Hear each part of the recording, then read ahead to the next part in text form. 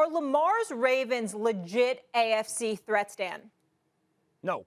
No. This is a good team that's been, their wins have covered a lot of their flaws. I think they're kind of hanging on by the skin of their teeth, so to speak. You talked about all those close margins, Molly. They got 6 wins by 1 possession differential. That's the most in the NFL. Their point differential is plus 23. They're 8-3, and their point differential is plus 23. That's unheard of in the NFL. And I think because Lamar's performance, we've kind of forgotten the decimation of injury that this kind of football team has had to deal with. They've had 14 different offensive line combinations. 14. Again, you are not supposed to be sitting at 8-3 when you have to deal with that. Their tailbacks average 3.9 yards per carry. 3.9 yards per carry for the Baltimore Ravens tailbacks. Again, I just don't think they're going to survive. I think that we've seen the best version of them, so to speak. They are so dependent on Lamar Jackson playing at such a remarkable, kind of indescribable level. I don't trust them. I trust the Patriots significantly more as a threat. I trust the Colts more as a threat. I trust the Chiefs more as a threat. I trust the Bengals more as a threat. I think this team's dealing with way too many injuries. Well, it's interesting that you bring that up because here's the deal. I disagree with you because, number one, I think there could be more than one threat. Number two, and more importantly, I think that by default they're a threat because we can't definitively say anything about the AFC. Kansas City looked like they were wet in the bed until their defense finally acted like they knew what they were doing, and they appeared to be relatively decent, and as a result, they're in first place in the AFC West.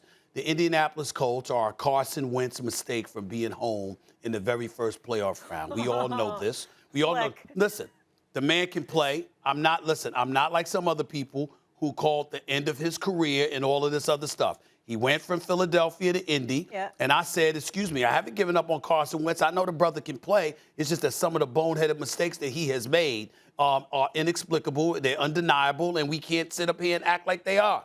And so it is what it is. And so when you look at it from that perspective, and then you take into account the Bengals, well, guess what? They just getting here. They're just getting here. We'll see what they do, and we'll see how consistent they be. We look at the New England Patriots. As great as they've been, and their defense is real, and we know the exceptional coaching that they're achieving, and we understand who Mac Jones is because he's a national champion, a reigning national champion, by the way, who's the rookie quarterback for the New England Patriots. He is still a rookie. And so we combine all of that with the mercurial skills of a Lamar Jackson. To me, the only way you can say the Ravens are not a legitimate threat is if you can definitively say, you know what, they ain't winning no damn playoff game. They going home. They don't even belong in the playoffs, and the second they get there, they're going home. And nobody would say that about a team quarterbacked by Lamar Jackson because of the electrifying skills that he has. Now, he has something to prove in the postseason as well, which is something I never hesitate to call him out on. He's got 1 playoff victory. He's lost 3 games. We understand that he's looked horrific by and large in postseason performances, even though he had a pretty good one against Tennessee last year. But in the end, what it comes down to is that when you look at the AFC, there's no definitive powerhouse to fear.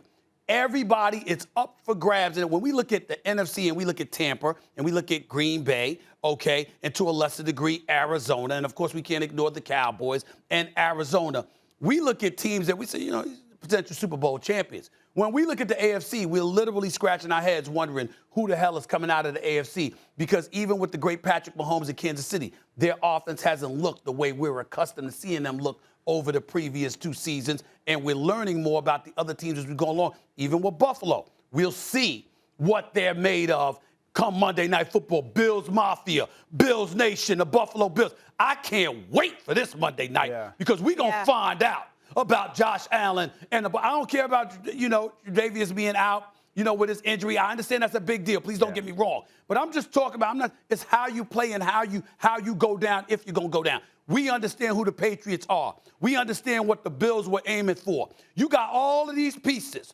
okay? And you going to just let a rookie quarterback come in and guide the New England Patriots to first place in their division after you've been, the fair-weather stepchild for 2 decades? Oh, we going to find out about the Buffalo Bills. So that's all I'm saying. A lot of the AFC is up for grabs right now. I'm with you on that, Stephen A., but I think what you're missing is, if we go back to last year's Super Bowl, what's really the fundamental reason why the Chiefs lost that game? Offensive line and a toe injury to Patrick Mahomes. Well, let me say this. Because the injuries. Let me say this. That's why they lost. How they lost. We don't know definitively if they still would have ended up losing anyway. Sure. But like we could sit here and say the injuries on their offensive line had a massive part to do with why, and that's where, if we're talking about the teams in the AFC that we think are really good, we could put the Ravens in that conversation with the Patriots, with the Bills, with the Colts, with the Chiefs, with the Bengals.